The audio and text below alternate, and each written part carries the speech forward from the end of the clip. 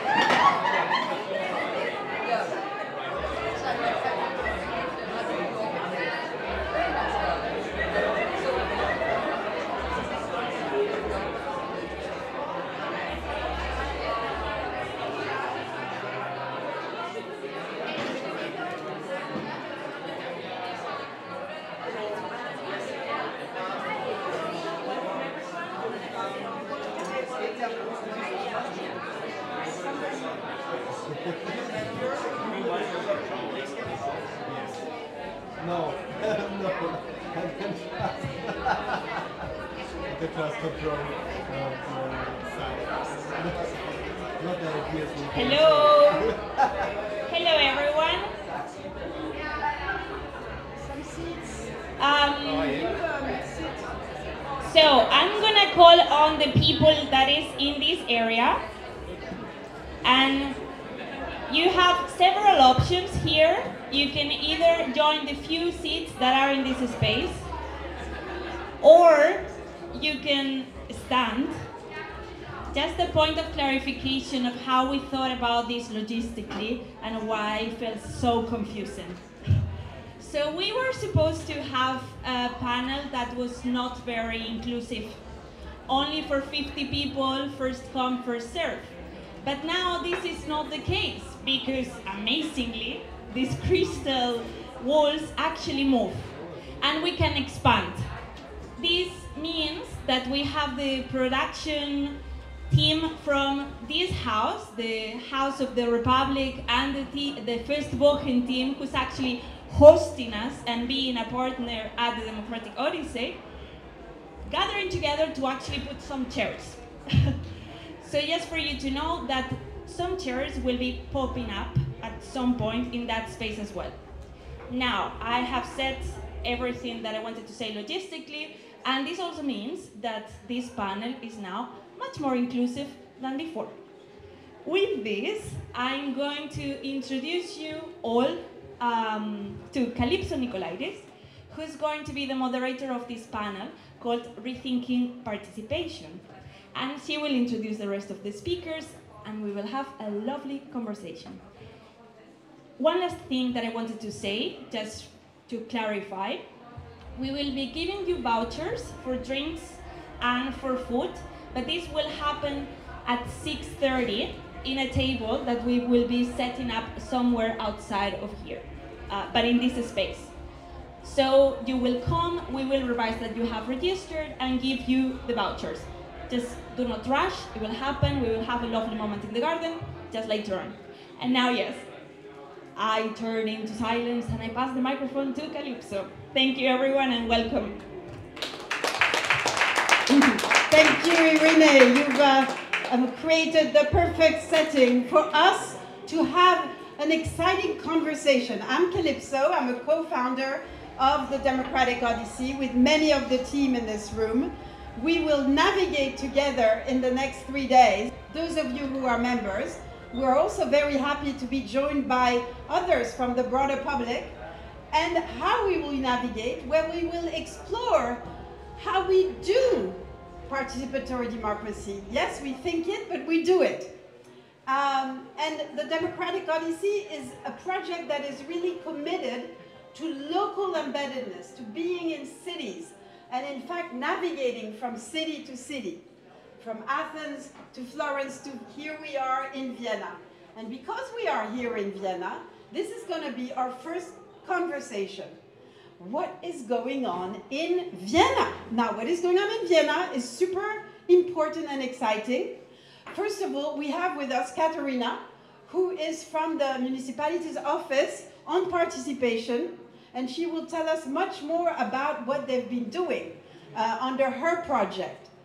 And then she will be followed by Alfred, who is one of the co-conspirators of the Democratic Odyssey, has been from the beginning. In a former life, you were a diplomat, but let's forget about that one. It's okay, nobody's perfect, Alfred. But Alfred is actually a partner manager in an institute here in Vienna on policy and politics innovation. And under that umbrella, They created a magnificent project. You have a label here, the European Capital of Democracy. They've invented this concept. They had the capital in Barcelona, and this year, lo and behold, the capital is in Vienna, which is the main reason why the Democratic Odyssey decided to set sail and come here to Vienna, swimming and sailing up the Danube to Vienna. So we are partnering, DO, European Capital of Democracy, the municipality of Vienna, to really think and invent how you do participatory democracy from below, but also from below linked to authorities, linked to governments, and how do you do it in a polycentric way, in many different places, connected together. So, whoa, that is quite an agenda. Maybe there are some skeptics among you. Anybody is a skeptic here? You can say it. Yeah, do we have, ooh, yes, good, good, we're seeing more hands. And anybody who doesn't need to be convinced and is completely enthusiastic already? Okay, oh, that's more, but not so many more, so that's good to know. So with that, you know who your public is, you will know much more, but I'm going to give you the floor, Katarina, 7 minutes. You have a presentation, yes. So please go ahead and tell you all about what you're doing in Vienna. Oh, thanks. Yes, hello from my side too, I'm Katarina. I work for the Office for Participation and Empowerment for the City of Vienna, and we are embedded in the municipality. So I brought you today one of our key projects that was also part of the application to become the European Capital of Democracy. It's called the Vienna Climate Team. And here just some facts. Vienna is growing, Vienna is changing, we become more diverse, and citizens want to participate. And at the same time, citizens are not represented. So maybe you have heard that about a third of citizens in Vienna do not have the right to vote and are excluded from elections. So the Office for Participation and Empowerment is an institution of the City of Vienna. We started about a year ago, on the 5th of June 2024. And it's kind of a hub to combine all the different initiatives going on in participation in Vienna. And we have a lot of different projects. For instance, European Capital of Democracy is within our team. Then we work currently on a strategy for democracy for the City of Vienna. We do have workshops, we have outgoing workshops, and one of our key projects is this Vienna Climate Team, where you can see the heart being drawn around. Yeah. So the Vienna Climate Team is the biggest participation project in Vienna, in the City of Vienna at the moment, and it's about climate adaptation and mitigation. We always work on a district level, and we have a one-year cycle that the project follows. And so we are running in one of these cycles, and we had a pilot phase for 2 years, 2022 and 2023. And we are super happy that since 2024 we are a standardized project within this city. So it is a participatory process, it's a team effort, but it also raises awareness about the topic of climate, but also about the topic of people not being able to participate and have a voice. What makes us special is we have a budget of about 20 euros per district resident. That's quite a lot. It can differ between 600,000 to about 3 million per district, and that's an on-top money to what the districts what they have each year. We aim for 3 central goals, which is systemic climate protection, but also strengthening democracy and social justice. And what is often forgotten, we also try to have some governance innovation by the way we work together with the other magistrate departments of the municipality. We broke down the topic of climate into 4 different fields of actions. We talked about mobility, renewable energy, climate resilient city, and everyday sustainability is about circularity. Here you see our one-year process. So we call all Viennese to hand in their ideas on a better climate for Vienna. So we collect the ideas in 2 months. Then we check the ideas and we prioritize them together with the people who handed in their ideas, and with about 80 experts from the City of Vienna who participate in this project. Then together, the experts together with the idea givers, together with the representatives of the districts, and together with our multipliers, so we work together with multipliers, these are organizations within the districts that we work with to reach our hard-to-reach target groups, so people that we would normally as a city not reach, that would normally not be able to participate. And then out of these ideas, together with all of them, we develop projects. And then, and this is one of our key moments in the project, we have a representatively drawn citizen jury per district that then decides which projects are selected with the given amount of money. So this is quite special because you only need to be 16 and be a main resident of this district. So also people who are normally not allowed to vote are allowed to vote and have a voice in this selection. So this is very special for some of our participants. And then in the end, when the projects are selected, they are also being implemented with this budget that each district has. And there's a time limit of 2 years for them to be implemented by the city of Vienna. I also brought along some pictures. I hope I still have some time. But here you see what we do when we collect the ideas. So we do a lot of outreach work. We go in the public spaces where we hope to find people that before haven't had the opportunity to participate. Then we work together with our multipliers in the districts. They host events and also take our topic with them. So we get last year we got about 1,700 ideas, so this works really well. Then we have workshops where we put all the ideas we got to be really transparent. This was one of our biggest learnings in the pilot phase, be even more transparent. We put everything we got and we present it, and then together with the citizens we decide where to prioritize, where to focus.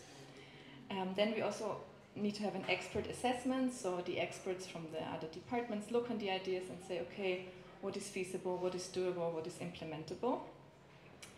And then with these ideas that are prioritized and are feasible and doable, we then develop projects together. And here you can see how this looks like, how the workshop is set up, so you have this opportunity which is not usual for the city of Vienna to sit together with someone working for the city actually and explaining you what the city does and how the city works, and often also why things cost so much. So this is a real moment of understanding, but not only for the citizens that participate, but also for the people working for the city, because this is not a normal part of their everyday work, to have citizens, to hear the opinion and the problems of citizens. So this is a learning process for both sides, yes. And then here you see 2 photos of our representatively drawn citizen jury that decides according to the consent principle. I guess most of you know it, so you agree, this is a good option, you agree, you're okay with the option, you can go with the option, or you're against it. And if you're against it, it needs to be discussed, because it really has to go against your goals, what you set yourself before. And then here's 2 pictures of implementation projects. So these are actually also big projects. We have projects in the public space. So here in the first picture, it's a redesigning of a whole market. And in the second picture, there's a big area that is being renewed so that more people can use it. So in total, this is not being said here, but we already have 53 projects. So a lot of projects emerged from these 2 years that we had the Vienna Climate Team in Vienna. So this was a quick overview of the Vienna Climate Team project that I work with, for, which is one of the main projects of the Office for Participation and Empowerment. And I'm looking forward to any questions. Here are our contacts. Thank you so much, Katharina. This really demonstrates one of the main reasons why you chose, Alfred, Vienna as a capital, European capital of democracy. It's so exciting. You've been doing this since 1922. You will do much more of it and continue. And we want to hear more, definitely. But first of all, Alfred, please tell us more about other projects in Vienna that have been inspiring you. Well, first of all, I have to argue against what you said, because I didn't choose Vienna. It was not European Capital of Democracy. That's very important, the principle, because the principle is the city applies. We had at the time, I think, 8 cities applying from all over Europe, Council of Europe with 46 member states and Kosovo. All the cities over 100,000 inhabitants can apply. And then they apply with 3 projects they already implement and 3 projects they want to implement once they get the title, which is a very good principle because it's a hard application. There is a lot of work going into this, so all the cities that actually do the application, they do something on the democratization, if they now win the title or not.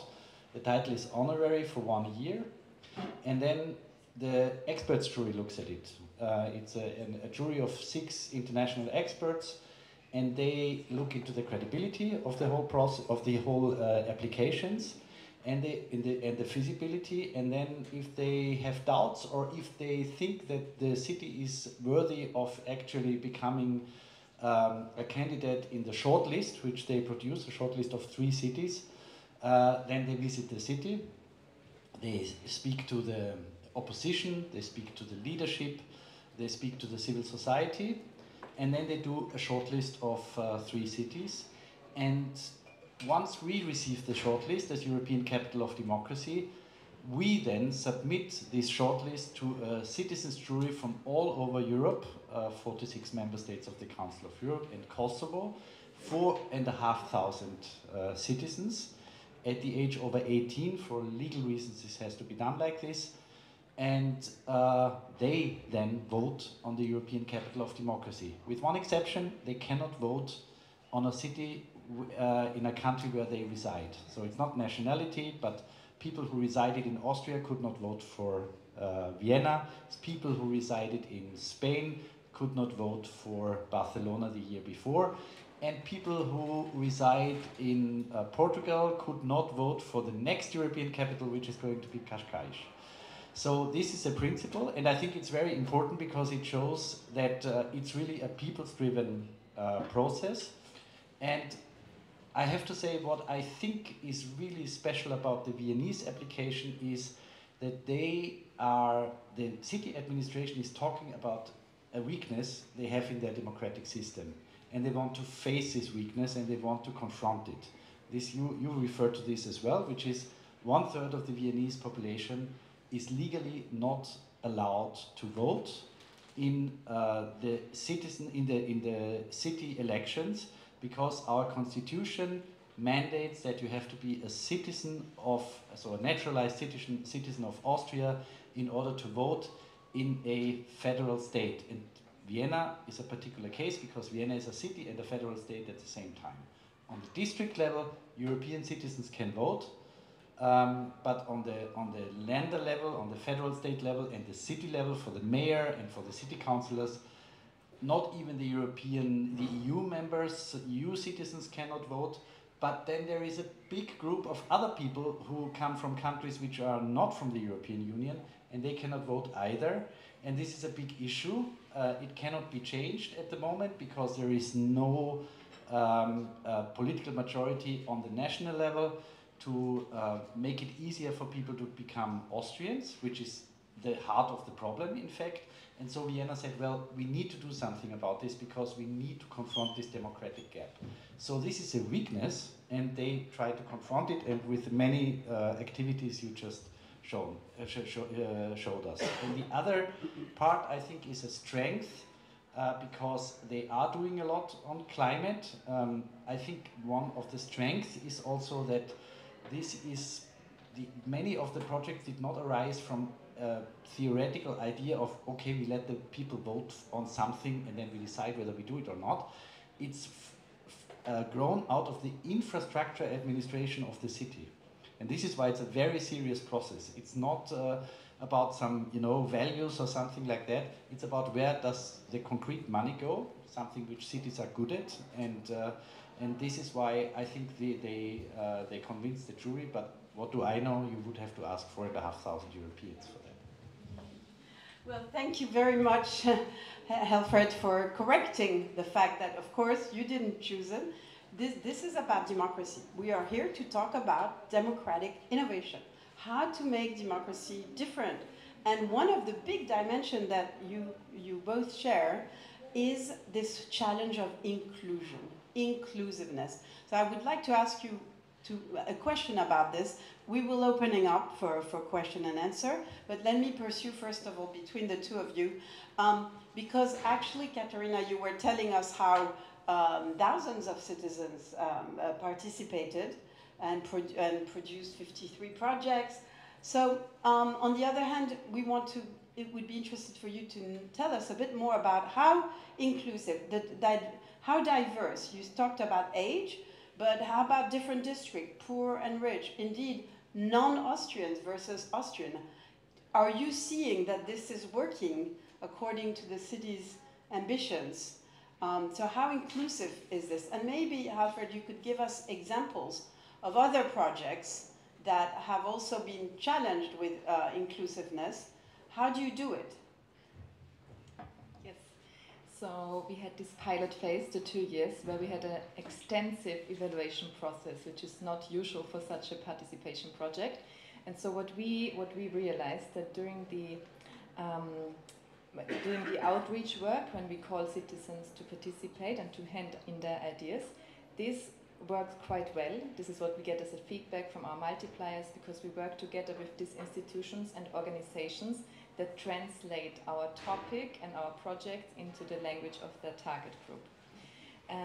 But then we have this phase where we develop these projects, and we see that this, because it's a closed format and because it's in German, that's also that lacks diversity.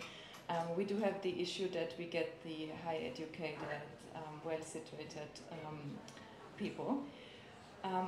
One good thing is we still get people that are usually not participating in such projects, because one of our questions that we ask everyone is always, have you ever before been part of a participation project? And we usually get about 60% of the participants saying no, so this is a good sign. But no, these workshops, these closed formats are not inclusive yet. But then when we have the citizen jury, this is representatively drawn by a scientific institution. It's not done by us because we don't have the right to get people's data. So this is actually,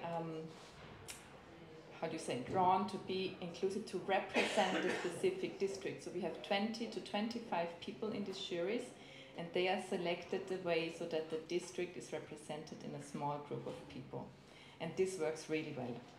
But of course, there's always the challenge of self-selection. Even here, people who are here, of course, many of you've been partially randomly selected, but you self-select. So, are we, with our democratic innovations, are we really reaching out as far as we can? And you are starting, but there's still challenges, and you were speaking about this too. So, can you give us an example where it works, doesn't work? This inclusion.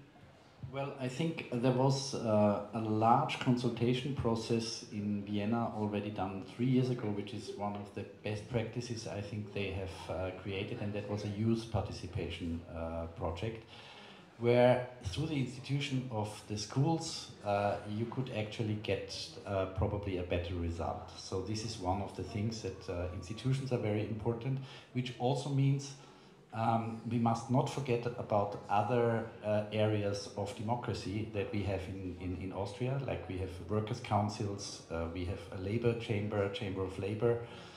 So there are other ways of approaching those people who often have the tendency not to go to vote, and I think we have to sometimes concentrate on them. And this is being done in Vienna, but I think there's one thing which is, first of all, this issue of representation is one which is very, very important for cities all over Europe. And I think we need to make it a topic. It's not something for Vienna. In Vienna, it's a very special case, but you see it everywhere. This is one thing. And the second thing is, it's very rare that you see good practice in terms of people representing the groups that are underrepresented. And I think this is something which we should also come to highlight a little bit more, because I always believe that best practice helps us to inspire us. For example, I've been to a city in Italy, the name escapes me right now, I think it's Brescia, and the the social affairs councillor, executive city councillor of Brescia, is a woman who is a professor of hygiene, and she hails from Ethiopia. This would be impossible in Austria. It would constitutionally not possible because she's not even an Italian, you know. But she's obviously an expert, and after a minimum time of that lapses, she can be elected as an executive city councillor. And I think we need to think more about either this or we open up our naturalization laws. One of the two. I'd rather go for the naturalization law because there are many other rights involved in this as well. But we need to talk about this. It's a democratic crisis on the level of the cities in Austria, in Europe. And I'm glad that many of our participants here today are not from Vienna. Can you actually raise your hand if you're not from Vienna? So as you can see, many of our visitors, and welcome. For those of you who are part of the Democratic Odyssey, I recognize many faces already. Welcome today. And indeed, part of the challenge for all of us is how cities or spaces can learn from each other in their difference, because the background is different. We'll have different laws about naturalization, etc., different contexts, different climate challenges. So we were in Athens. Are Athenians here? Can you raise your hands just so we know? Ooh, you don't have seats. We have 3 empty seats here. We feel a bit lonely. Please come and sit here. We have 4 empty seats. Please come and sit down. Really, they're free, so please do. So partly, it would be nice to hear you who are coming from other cities, because of course we have Athens, Florence, but also Latvia and many other countries represented here, whether or not you think that these innovations at the city level in this capital of democracy are applicable or not already, if you have intuitions on what they're trying to do. And one question that I want to also put on our table here is that connected to Helfred, but you might have comments, Katerina.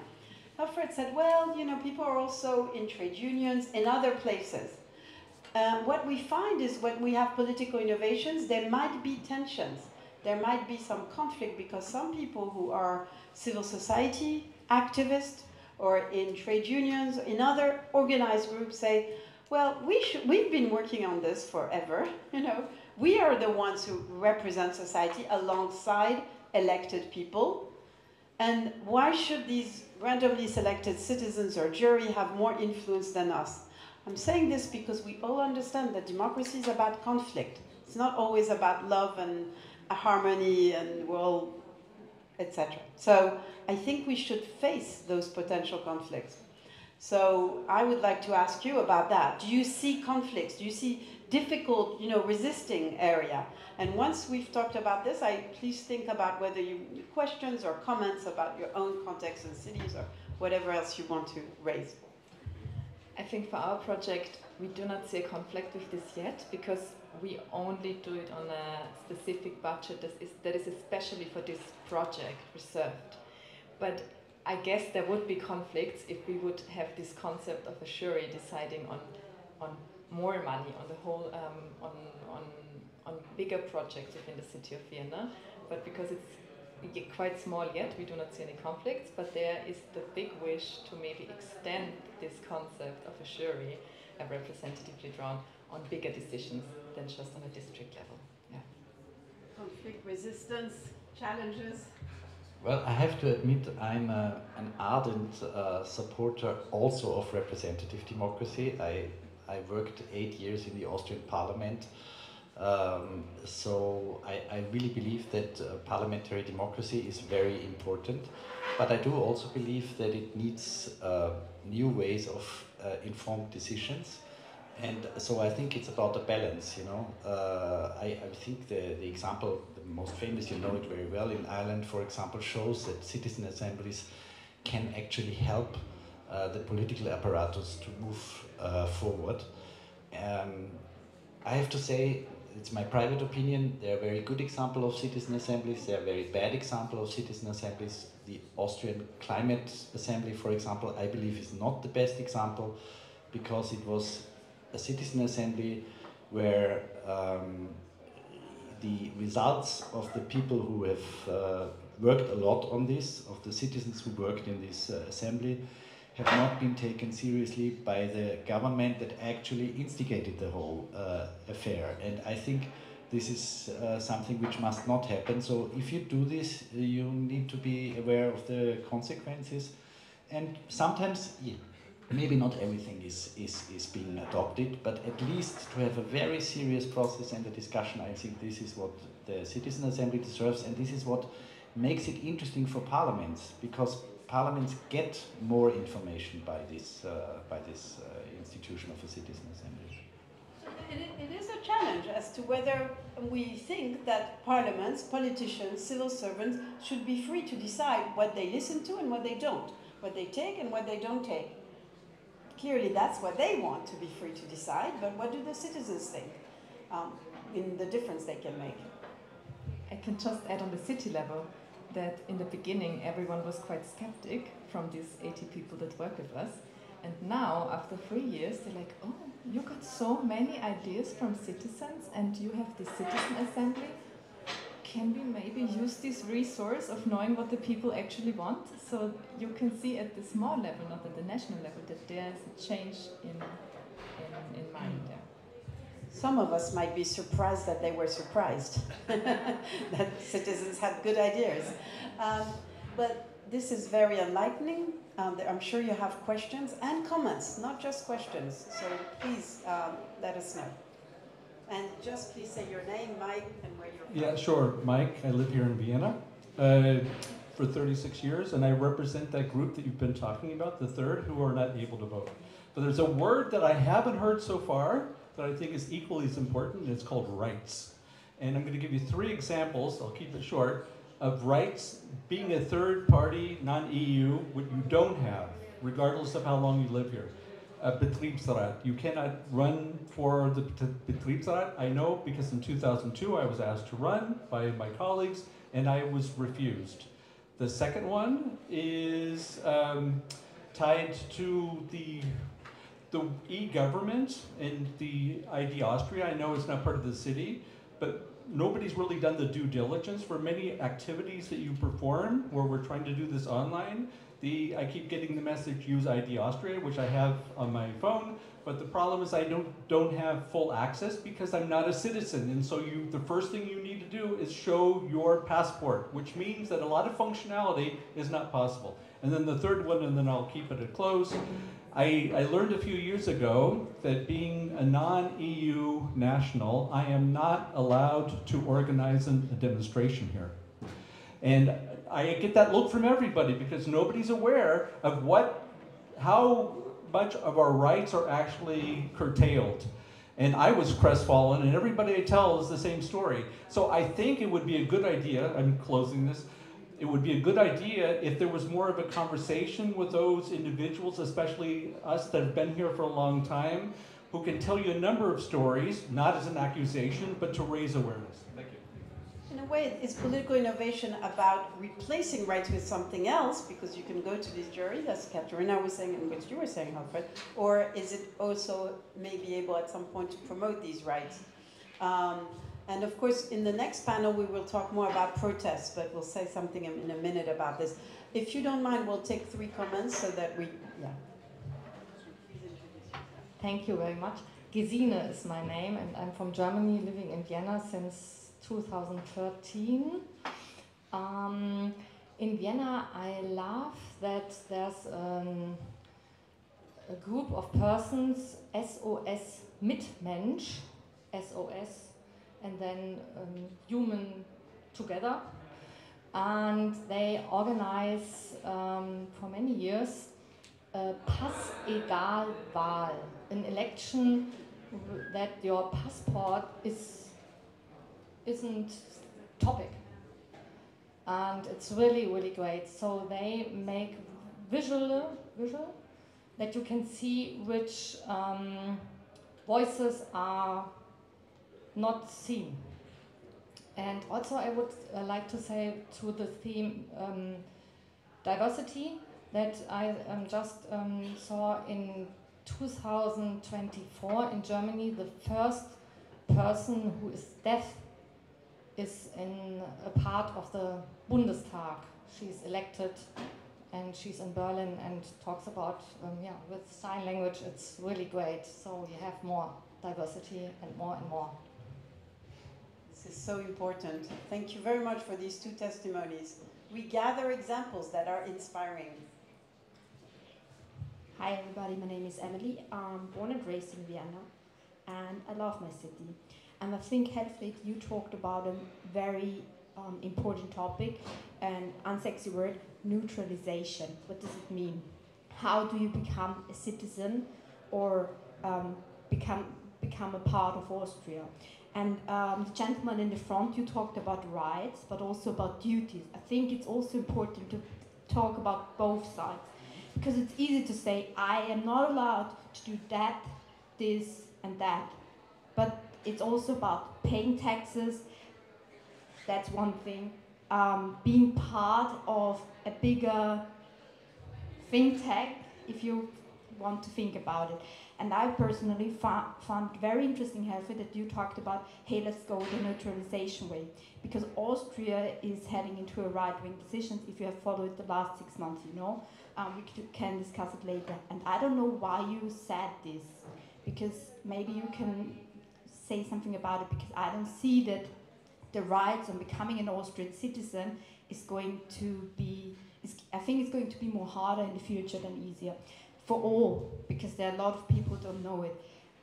It's the law by blood, if you want to see it. So even if you guys live here and get a child, the child is not Austrian. One of your parents need to be Austrian in order to become an Austrian citizenship. Compared to the US, where people fly in just to get delivered the baby and then fly out. So yeah, and that's the difficulty here. I think it's just some ideas, and I think that's something I would like to discuss with you, why you think we should head this way. And also I would love for all of you to think about whether the democratic innovations that we're talking about, citizen participation not based on your nationality, could make up for these problems of naturalization that are very hard to change, because as Helfried said, it's in the constitution. To change a constitution, not just in Austria, very difficult. So do you think that these other ways are just clever ways to subvert, to go around these very restrictive laws about being a national? Please think about that, and it would be nice to hear also from those of you who are not from Austria what you think about that.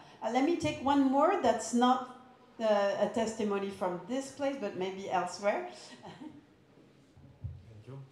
So my name is Lefteris, I'm Greek, I live in Athens, and the last period I'm focusing on how Erasmus can foster actually new ways of civic engagement in a transnational level. But the question for the moment is first about the Vienna municipality. What is the budget that you use? I mean, how much is it?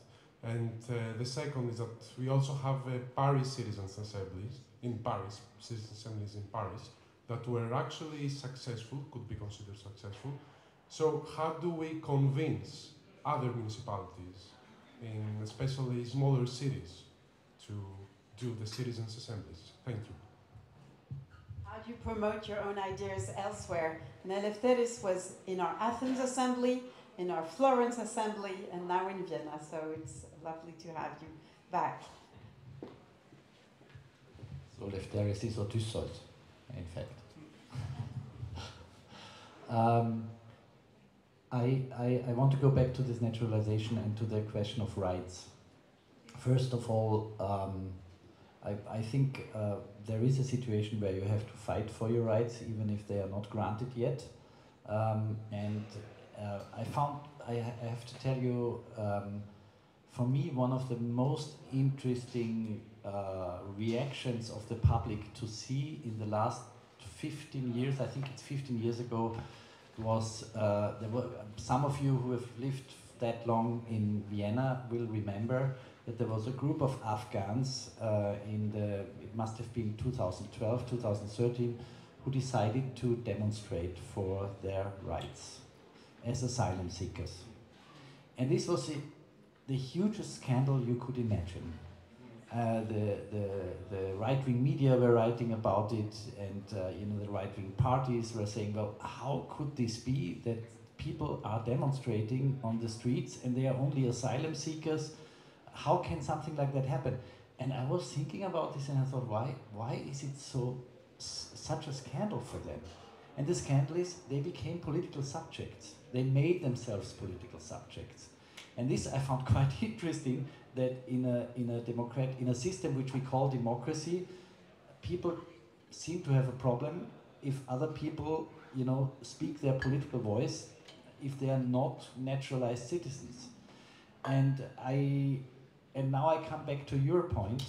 I have no inside information that something is going to move in a particularly positive direction with regard to the naturalization laws in Austria.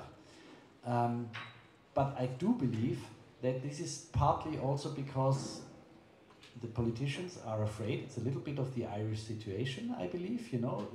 There are lots of taboos around this topic, but if we had a real informed discussion in a citizen assembly, maybe we would be further down the road than we are right now, and then maybe also politics would react a little bit better. This is for me one of those examples where I believe that party politics sometimes gets beholden to negative angst, and not to a positive way of creating new things. And this is why I think we could go down that road. And I have to say I deeply believe in naturalization, opening of naturalization, because as you said, there are so many other aspects that come with it, that just to go down the route to say everyone can vote is maybe not the best way. It's also something for all of us to think about. Party politics, obsolete? Who cares about parties anymore? They haven't adapted to the world? Yes, but at the same time, you can have political parties that renew themselves through citizen participation. I'm currently working with a party in Belgium which is going through. They just had 3,000 citizens participate in assemblies to think about how the party should change. So let's think about political parties, that's the traditional politics we seem to want to go beyond. How does this all work together? But any other points? Yes, I want to answer your question. So we have per year 6 million for this project in total, and this is just implementation budget, because what I think you said before, it's with the Austrian Climate Assembly, the problem was that the things weren't implemented, and that's the big difference here. We actually implement the projects. So yes, we do have 6 million for that, just for that. And then because of Paris, there was a whole year where we had a big stakeholder process where this project was actually developed, and also other examples were looked. And we looked at different examples from across Europe, and one was Paris. And then we do a lot of dissemination of this project to reach other cities and other municipalities.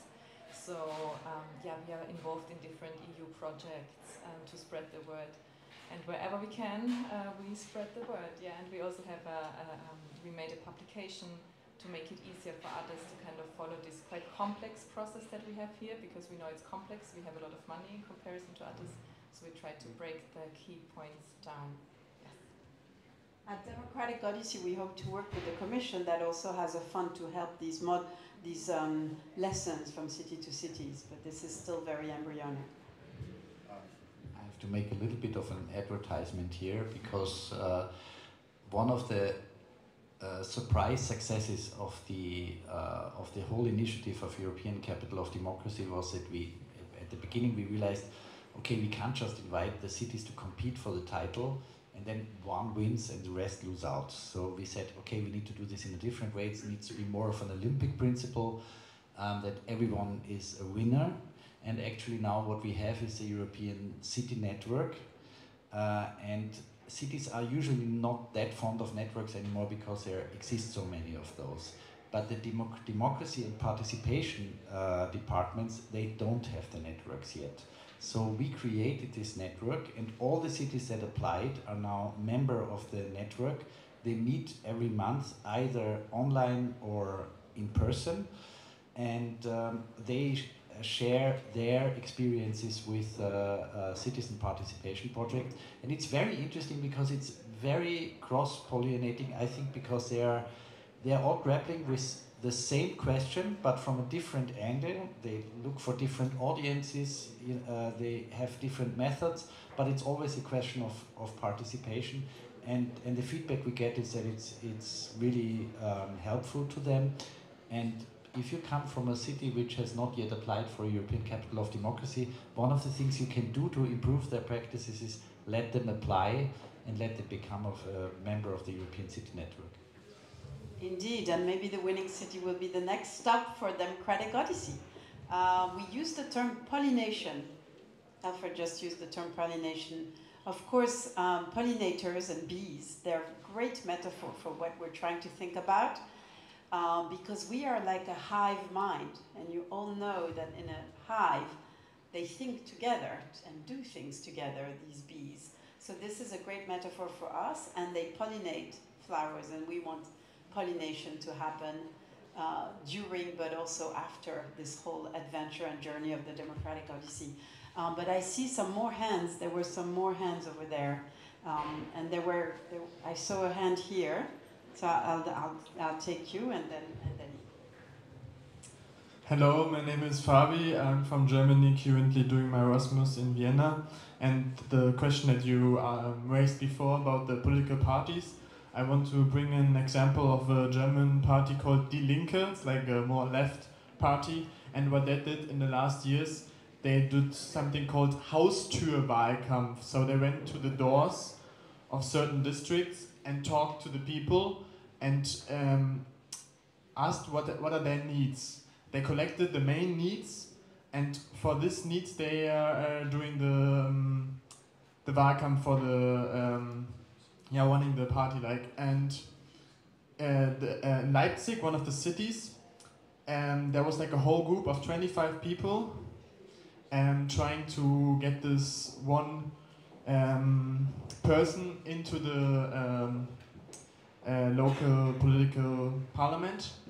And with this Haustürwahlkampf, they actually managed to do so. And he's actually, his parents came as guest workers from Vietnam, and the whole group supported them, and he actually got enough votes, and they started this thing that they recently opened like a neighborhood gathering point where they're helping people with like that have issues with their like home situation when they want to push out families and stuff, and they really try to do this open.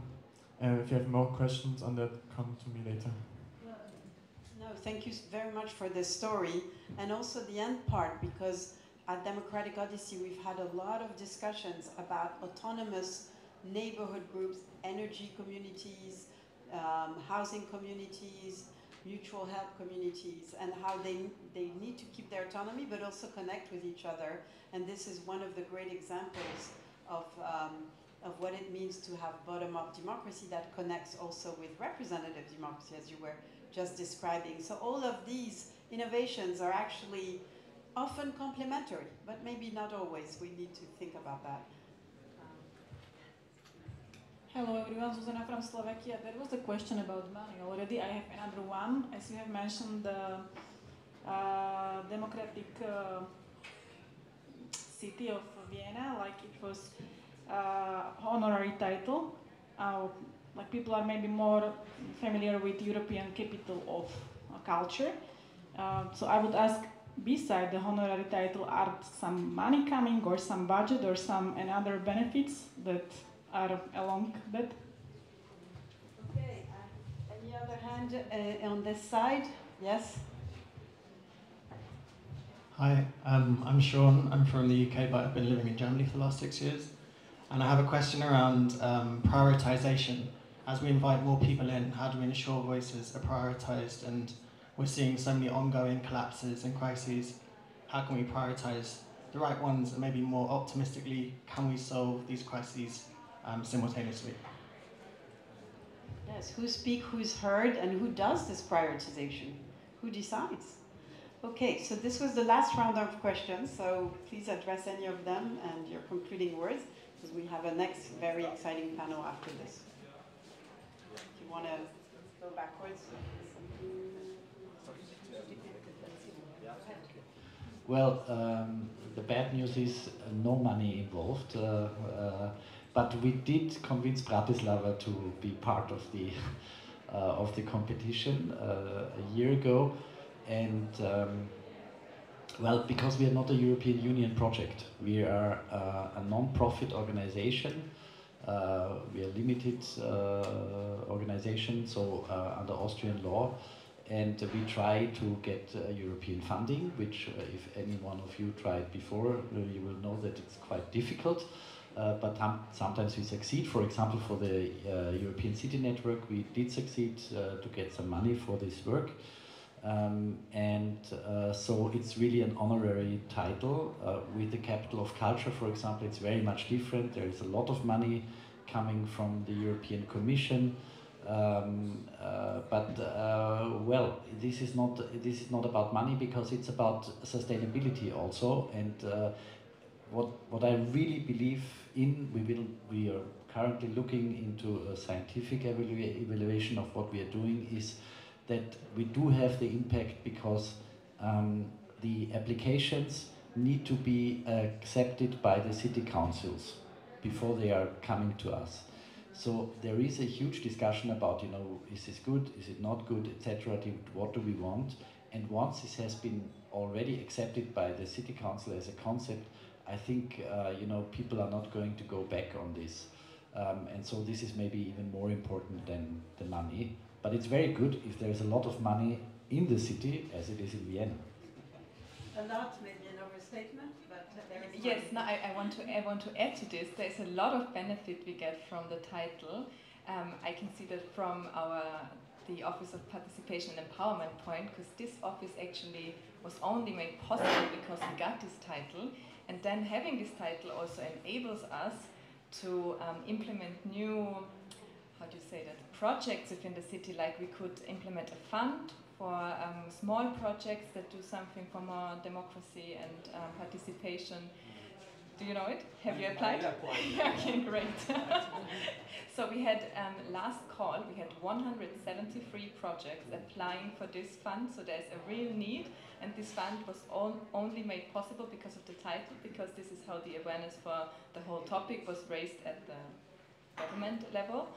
And then our team grew from 3 to 11 people, so we can do even more projects. Then this democratic strategy I told you in the very beginning about was also a result of this title. So there's no direct money, but there's a lot of impact coming from the title. So clearly, I mean, let's think about the conclusion here. There's no conclusion, but what we can see is that wonderful and inspiring projects are happening. There is movement. There's movement here in Vienna. There's movement around Europe. Democratic innovation is the name of the game right now, as well as democratic backsliding and problems and fatigue and young people thinking, you know, democracy can't do climate well. So there is the dark side and the bright side. It's like a big struggle. And in that struggle, we can see that the demand, Katerina is telling us, 170, you wave your yellow card here. So we have a huge demand and probably not enough resources yet to fulfill this demand, to respond to the demand. You've seen it, Helfred, with all the candidates around Europe. So part of our message and our mission, ourselves as a movement, is really to try to reduce this gap between the will, the desire of citizens to contribute to the common good and the resources that are available for it. But I think we can say that this is only a beginning, and that's why it's very, very exciting times to live in. Thank you very much for this. Please let's have a round of applause for our two speakers. And now we're gonna, thank you so much, and we're gonna have a few-minute break, until the next panel, which is also going to be very interesting about protest and democracy.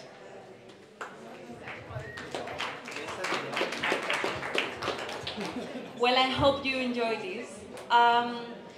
Let me run you through the program so that you are aware of what is happening.